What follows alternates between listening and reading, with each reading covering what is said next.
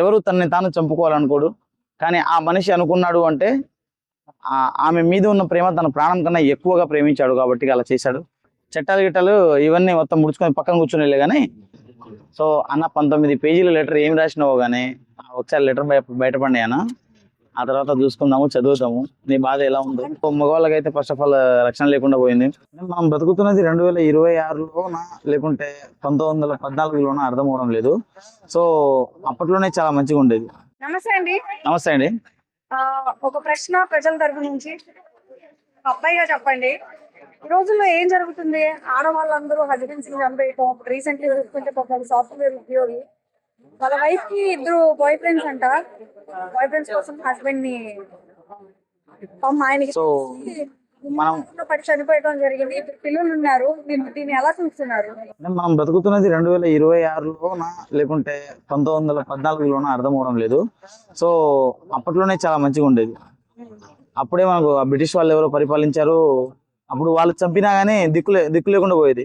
కానీ ఇప్పుడు పెళ్ళాలు మొగుళ్ళని చంపేసినా దిక్కు లేకుండా పోతుంది. సో అప్పుడు వాళ్ళు పరిపాలించారు, ఇప్పుడు వీళ్ళు పరిపాలించారు. పెద్ద ఏమంటారు డిఫరెన్స్ ఏం లేదు. సో మగవాళ్ళకైతే ఫస్ట్ ఆఫ్ ఆల్ రక్షణ లేకుండా పోయింది. సో అన్న 19 పేజీల లెటర్ ఏం రాసినావో కానీ ఒకసారి లెటర్ బయటపడి అన్న. ఆ తర్వాత చూసుకుందాము, చదువుతాము. నీ బాధ ఎలా ఉందో. అంటే ఒక ఎడ్యుకేషన్ పర్సన్ అయ్యండి, సరే వైఫ్ కి ఇద్దరు బాయ్ ఫ్రెండ్స్ ఉన్నారు అంటే హార్ట్ కి అనేది ఎడ్యుకేషన్ అనేది లేదు, నాన్ ఎడ్యుకేషన్ అనేది లేదు. సో మనసు ఏం చెప్తే అదే వింటారు మనిషి, అది మ్యాటర్. సో ఒకసారి చట్టాలు గిట్టాలు ఇవన్నీ మొత్తం ముడుచుకొని పక్కన కూర్చుని కానీ ఒకసారి ఒక మనిషి మనసులో ఎంత ప్రేమ ఉంటే మాత్రం అంత పెద్ద డిసిజన్ తీసుకుంటాడు. ఆ ప్రేమ అతని చావు వరకు తీసుకెళ్ళింది కాబట్టి ఆ మనిషి కూడా అంతటి దూరం వెళ్ళాడు.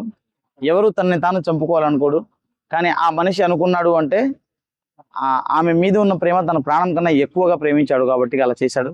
సో ఆ అమ్మాయికి లేని బుద్ధి మన వాడికి ఆ బుద్ధి కొంచెం ఎక్కువగా ఉండడం వల్ల, ఎక్కువ ప్రేమ ఉండడం వల్ల అలా జరిగింది. సో అమ్మాయి ఏం మాట్లాడలేను అమ్మాయి గురించి, ఎందుకంటే ఈ రోజుల్లో అమ్మాయిల గురించి ఏం మాట్లాడినా నువ్వు ఒకడా అని చెప్పేస్తున్నారు. మంది భర్తలు చనిపోతున్నారు కదా, మరి మగవాళ్ళకి వేసే శిక్షలు ఆడవాళ్ళకి ఎందుకు వేయరంటారు? ఆడవాళ్ళు కదండి. అన్ని రైట్స్ మీకే ఉంటాయి మోస్ట్లీ. సో చట్టాలన్నీ మీకే సంబంధించి ఉంటాయి. సో మా మగవాళ్ళ గురించి మేము చచ్చిపోయినా పట్టించుకునేటోడు ఎవరు లేడు. అంటే ఈ రోజుల్లో ఎలా ఉందంటే జమానా, అమ్మాయి నడి రోడ్డు మీద వచ్చి ఒకరిని కత్తితో పొడి చేసి అయ్యో ఆమె కత్తి పట్టుకొని పోతే నువ్వే కదా బాబు గుచ్చుకొని పొడుచుకున్నావు అని చెప్తారు. అలా ఉంది లోకం. సో ఆడవాళ్ళు ఏం చేసినా కరెక్టే అంటున్నారు, మగవాళ్ళు ఏం చేసినా రాంగ్ అంటున్నారు. సో ఒకసారి తీసేసి అందరికీ సమాన హక్కులు తీసుకురండి, అందరికీ సమాన చట్టం తీసుకురండి.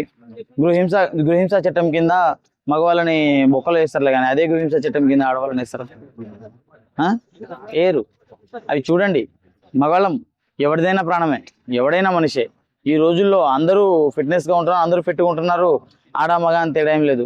అన్నింటిలోనూ సమానంగా ఉన్న ఆడవాళ్ళు ఈ చట్టాల విషయంలో ఎందుకు వెనకబడిపోతున్నారు? సరే మళ్ళీ ఆడదంటే అబల అంటారు. అబల కాదు, సబలే. ఒప్పుకుంటారు అందరూ. ఎందుకంటే ఇంత సమానంగా చంపుకుంటూ పోయినప్పుడు అప్పట్లో మగవాడు ఒక ఆడదాన్ని చంపేస్తే మనం క్యాండిల్ పెట్టుకొని రోడ్డు మీద చుట్టాలి మనం. మరి ఇప్పుడు క్యాండిల్ కాదు కదా, గ్యాస్ సిలిండర్లు నెత్తి మీద పెట్టుకొని వచ్చినా కానీ పట్టించుకుంటారు లేడు. సో నేను ఇది చెప్తున్నాను, మగవాళ్ళకి రక్షణ కల్పించండి, అందరికీ సమాన హక్కులు తీసుకురండి.